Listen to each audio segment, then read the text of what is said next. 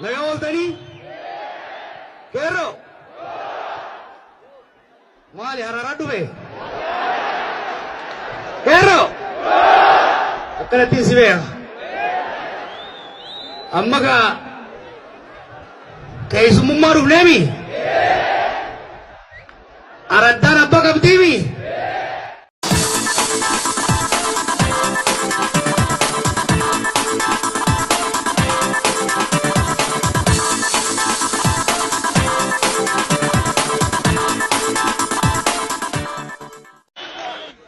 Dabarte gundo taabde gundo yettani miti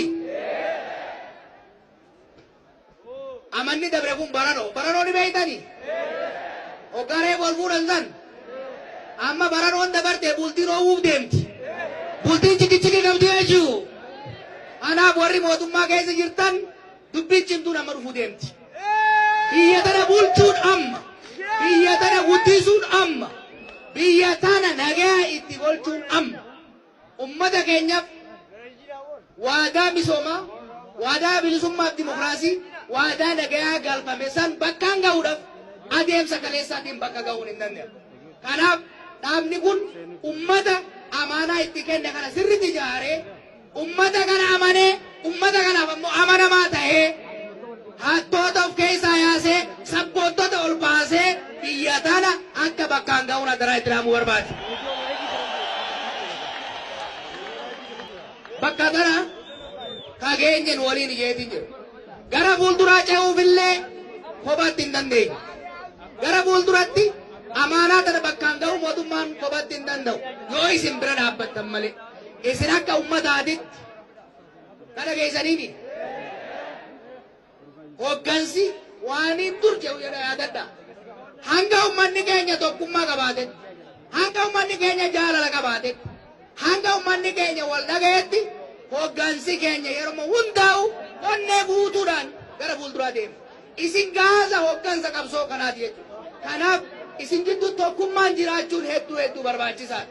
Keessattuu sabaaf sablammoota nu jidduu waliin jirru wajjin nagayaaf jaalalaan jiraachuun barbaachisaadha. Harar bar magaalaa nagaa qajaamte faaruuf hin seenaa. Abbootiin teenya warri murtii guutootiifi amiironni Harar hariiroo addunyaan ajaa'ibsiifatte ka waliin qaban ka waggaa kumaa ol nagaa qofa osoo hin ta'in raamboolas ture ni beektaniimi. Addunyaarra namni hundi kaas dhufaa tureef hawaasni lamaan kun hoggansiisaa hawaasa qofa miti.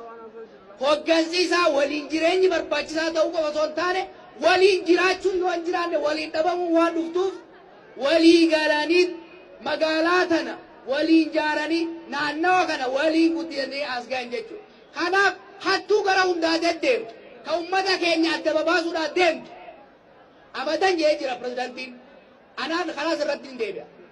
Abbaa fedhe haa ta'u ummata keenya Harariitiif ka Oromoo kana adda babaasuudhaaf ka deemu sun sheeyxana beeka.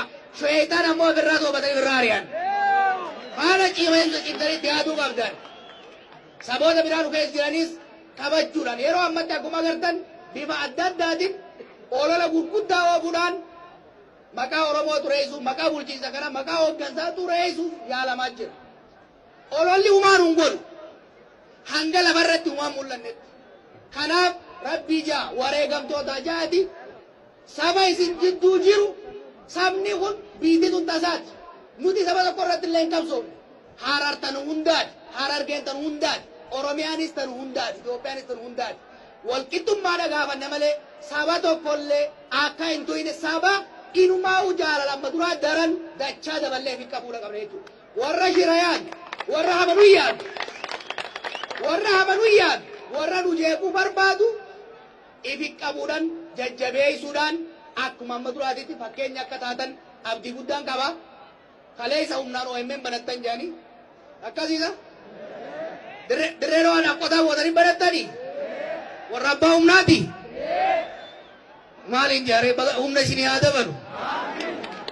OMN as jiru sagan keessattuu hariiroo hawaasa lamaanii irratti fuulleffachuudhaan haala diinagdee aadaaf siyaasaa naannoo kanaa irratti kan fuulleffatu hoggaa ta'u afaan Oromoo afaan Harariitii fi akkasumas afaan Somaaleetiin akka dalagu yaalii ni goona. San immoo yeroo gabaabaa keessatti goona. Waadaa seennee jirra jechuudha pireezidentiidha.